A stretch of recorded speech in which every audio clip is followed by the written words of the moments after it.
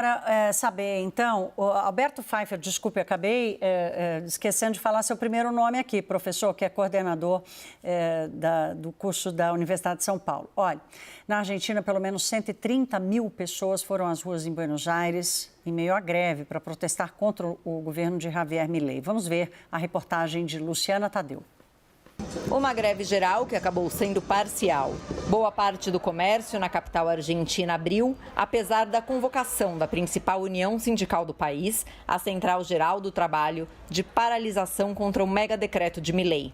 A greve geral reuniu pelo menos 130 mil pessoas nas ruas de Buenos Aires, segundo a polícia da cidade. Já os sindicalistas dizem que 1,5 milhão de pessoas se manifestaram ao redor do país. A principal concentração foi no Congresso, em apoio a legisladores que votarão contra o decreto e o megaprojeto de lei anunciados em dezembro por Milei. Os textos visam desregular a economia, eliminando e modificando várias leis aprovadas pelo Legislativo. Os sindicalistas questionam as medidas do governo, que afirmam que eliminam direitos e pedem que os legisladores não traiam os trabalhadores. Já o governo questiona a greve há apenas 45 dias da posse de Milei. A ministra da Segurança, Patrícia Bullrich, que chegou a chamar os sindicalistas de mafiosos, disse que de 21 milhões de trabalhadores do país, menos de 1% aderiu à greve. Durante o dia, ela percorreu ruas de uma zona comercial argentina para mostrar lojas abertas e pessoas trabalhando. Mas a convocação gerou dor de cabeça. Serviços de correio, bancários e de coleta de lixo foram interrompidos. O transporte público funcionou só até 7 da noite. A greve praticamente paralisou o setor aeroportuário. Aqui no Aeroparque Jorge Newbery, aeroporto da capital argentina, nenhum voo decolou ou pousou. Somente aqui, 308 voos que chegariam ou partiriam acabaram afetados. Considerando todos os aeroportos, dezenas de voos com o Brasil foram cancelados. O projeto de lei questionado pelos trabalhadores deve ser votado nos próximos dias. O decreto do governo que desregula a economia está em vigor, mas ainda pode ser barrado pelo Legislativo. Luciana Tadeu, de Buenos Aires, para a CNN Brasil. Muito bem, deixa eu corrigir aqui. O professor Alberto Pfeiffer é coordenador do Grupo de Análise de Estratégia Internacional da Universidade de São Paulo. Professor, começo com você. Qual a tua avaliação? O Milei claramente está sendo bastante pressionado, já promoveu alguns recuos desse mega projeto dele, voltou atrás e tem tentado negociar com o Congresso. A manifestação não teve a mobilização esperada e desejada pelos sindicatos, mas ainda assim teve uma enorme cobertura no mundo inteiro, ou seja, há uma pressão popular exercendo ali esse aperto sobre Milei. Qual a tua avaliação sobre esse dia? Teve uma conotação política, ela teve sucesso parcial, afetou transportes públicos, afetou o setor bancário, teve algum impacto as atividades normais da população, mas o comércio em geral funcionou, tanto na capital como nas principais cidades do país. Afetou também, evidentemente, o setor público, os funcionários públicos entraram em greve maciçamente, mas ela não teve o impacto esperado pelas centrais sindicais e demais movimentos que a convocaram. Marcou uma posição política, uma posição forte contra o governo Milei, o que já é esperado e faz parte do jogo político argentino. A greve, aos 45 dias do governo, mal dá tempo do governo mostrar serviço. O governo entrou com medidas muito fortes, o DNU, Decreto Nacional de Urgência, um conjunto de leis que foram apresentadas de revogação de legislações que tentam retomar a lógica de mercado para a economia argentina, e essa lei ônibus, que é ainda mais ampla, né, um grande pacote legislativo, mais de 500 normativas que serão alteradas pelo Congresso. Isso está em negociação, já foram feitas algumas modificações nesse pacote legislativo, irá à votação semana que vem. A parte trabalhista também entrou em pendência judicial. Portanto, o sucesso das medidas implementadas ou em implementação por Milei é alto, mas não é completo, passa novamente pelo jogo legislativo, e a pressão popular por meio dessa greve é reduzida. Milei continua com índices altos de aprovação, últimas pesquisas indicaram algo como 58%, ele teve 56% do voto no segundo turno contra o candidato Sérgio Massa, do Partido Justicialista, peronista. Então, Milei continua com respaldo popular, tem conseguido uma boa gestão no Congresso, no Parlamento, atraído deputados que seriam da oposição, então se tornando cada vez mais próximos às propostas de Milei. Com as províncias também fez uma boa negociação, de modo que os repasses para as províncias continuarão em níveis satisfatórios para os governos locais e, portanto, ele vem conseguindo, sim, montar, estruturar a governabilidade. Mas será fustigado por essa parte mais radical do peronismo que terá, durante todo o seu mandato, a missão de desestabilizá-lo. Lorival, o professor citou a questão da aprovação de Milei, que eu chamei a atenção aqui na abertura, né? Quer dizer, um país que tem 200% acima de 200% de inflação, pobreza aumenta, quer dizer, todo o choque econômico que está sendo feito por Milei ainda vai causar mais alta da inflação, mais perda de poder de compra e de riqueza da população e esse paradoxo da aprovação. Essa aprovação está alta porque está muito cedo para julgá-lo erroneamente ou como um presidente que está já cometendo erros absurdos? Bem, acho que os argentinos que apoiam Milei, que são mais da metade da população, eles consideram que o Milei está tentando fazer uma mudança em relação ao que vinha antes. E é isso que eles apoiam, não é? Eles acham que não podia continuar como estava. É uma inflação que vem aumentando há muitos anos já, né? E, então há uma certa esperança de que essas mudanças vão no caminho certo. Então é por isso que ele mantém essa aprovação. Acho que os argentinos não culpam o Milei pelo aumento da inflação. Veem isso é uma herança, né? Uma herança que ele ganha, né? Um processo de inércia e, de fato, entendem também que terá de ser pago um preço. Como você diz, as medidas elas vão causar mais dor ainda antes de causar alívio. Acho que há uma consciência disso na parte das pessoas que votou no Milei. Eu tive conversando com um jornalista Augusto Taglioni, do La Política Online de Buenos Aires, e com o consultor Guillermo Rodrigues Conte, também de Buenos Aires, para entender esse processo legislativo todo, né? E, de fato, parece que houve ali, havia 2 relatórios ao mesmo tempo que a comissão examinou e parece que o governo tentou colocar na frente um relatório que não foi exatamente o texto que foi aprovado. Então, foi por isso que foi adiada a votação, que seria amanhã, para a semana que vem, porque eles se deram conta, os deputados se deram conta de que aprovaram uma coisa e o governo estava levando outra coisa para o plenário, né? Então, entendendo o porquê disso, o Augusto Taglioni, esse repórter, me disse que o governo é muito ruim em negociação com o Congresso, esse novo governo. Que o Martin Menem, apesar do sobrenome, que é o presidente da Câmara, não tem envergadura para as negociações. O Augusto Francos, que é o ministro do Interior, não tem dinheiro para dar para as províncias, para poder fazer essa negociação. E a Patrícia Bullrich, que é a outra que está à frente, está muito enfraquecida no PROS, a ponto de o ex-presidente Maurício Macri estar querendo o cargo dela na presidência do PROS.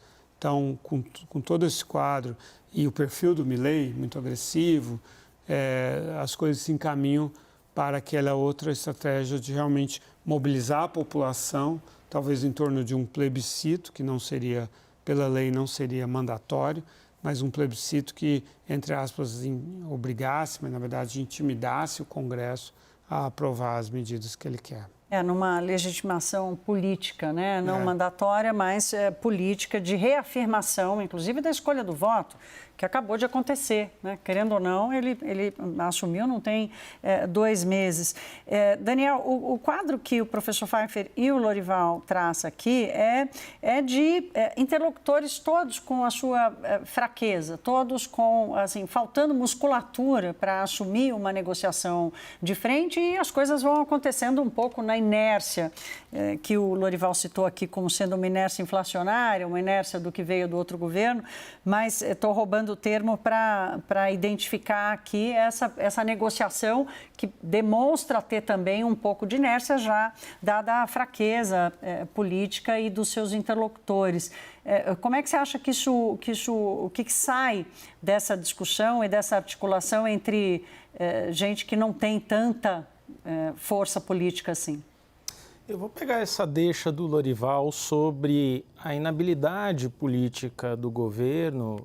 É um governo composto ali no seu primeiro escalão por pessoas de fora do mundo político. O próprio ministro do Interior, Guilherme Franco, sempre foi um executivo do setor privado, com alguma experiência ali no BID nos últimos anos, mas sem nenhum papel relevante na política nacional. O presidente da Câmara dos Deputados, Martim Menem, é sobrinho do ex-presidente Carlos Menem. É um deputado muito jovem, de primeiro mandato, sem história e sem capacidade de articulação política, então, numa posição muito frágil. E é preciso lembrar que o próprio Javier Milei tomou posse no dia 10 de dezembro, dando as costas para o Congresso. Foi, pelo menos, o primeiro presidente eleito, de que eu me lembre, no período democrático da Argentina, que não fez um discurso se dirigindo ao Congresso da Nação, mas sim falando para o povo do lado de fora, dando as costas para o próprio Congresso. Isso foi devidamente anotado pelos parlamentares. Isso não pega bem. Agora, o kirchnerismo, ou União pela Pátria, que é o peronismo mais duro, tem ainda uma bancada de 34, 35 senadores e, para a maioria, são necessários 37.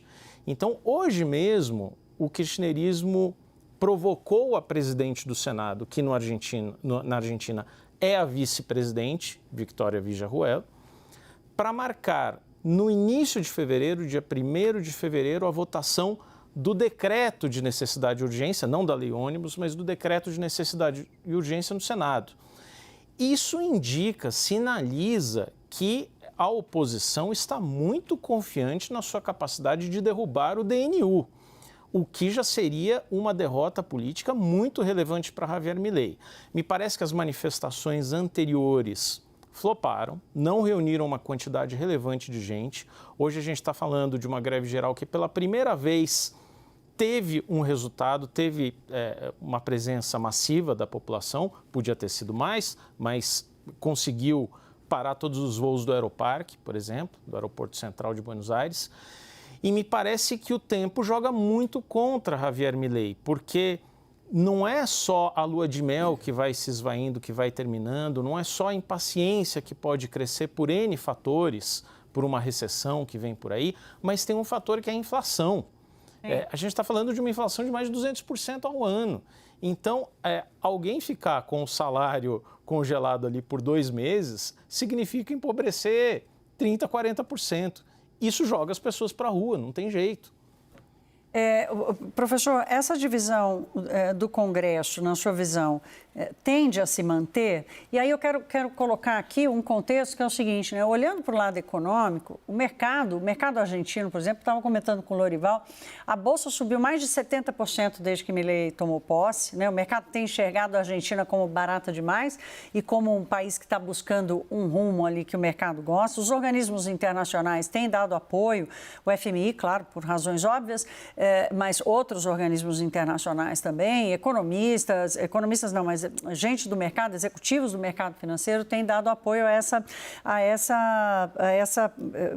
medidas, enfim, as escolhas de Milei. De alguma forma, esse apoio econômico pode influenciar decisões do Congresso Nacional ou essa divisão que a gente está vendo hoje na política tende a se manter? força a Javier Milei. Vamos lembrar que Javier Milei faz toda a sua campanha, toma posse e reitera em entrevista já como presidente que se as coisas derem errado, o culpado é o Congresso, que não terá aprovado as medidas propostas por ele. Ele não prometeu o paraíso para a população argentina de imediato.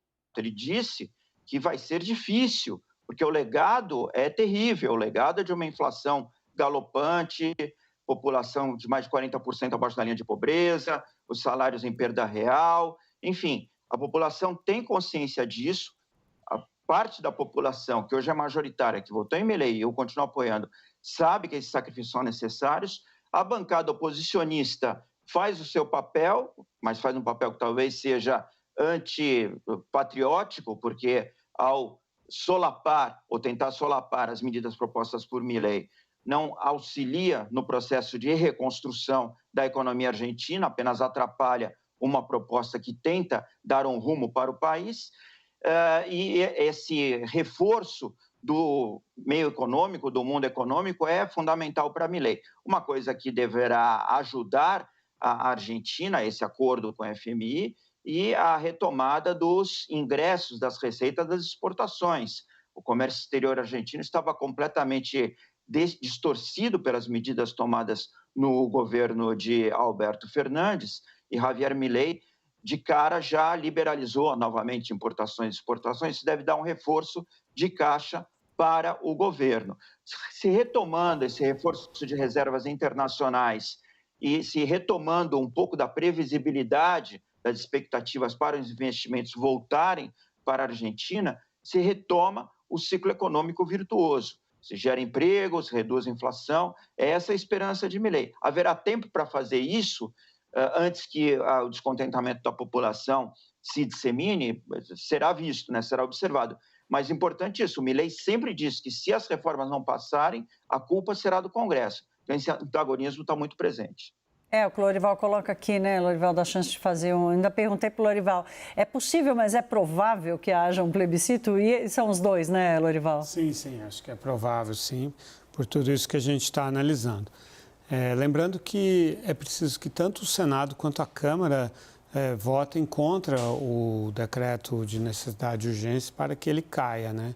Se uma das duas casas não derrubar, ele fica de pé. Então, também é uma jornada difícil essa para a oposição, que não tem maioria, sobretudo na Câmara, né? Está longe da maioria na Câmara. Bem, a gente segue na mesma toada de um pouco antes da eleição, que ainda não sabemos o que será da nossa vizinha Argentina. Daniel Hitchner, me despeço de você, meu caro, já te desejando um bom feriado, e a gente passa para o próximo bloco só com o professor Pfeiffer e com o Lorival Santana, porque continuamos no noticiário internacional.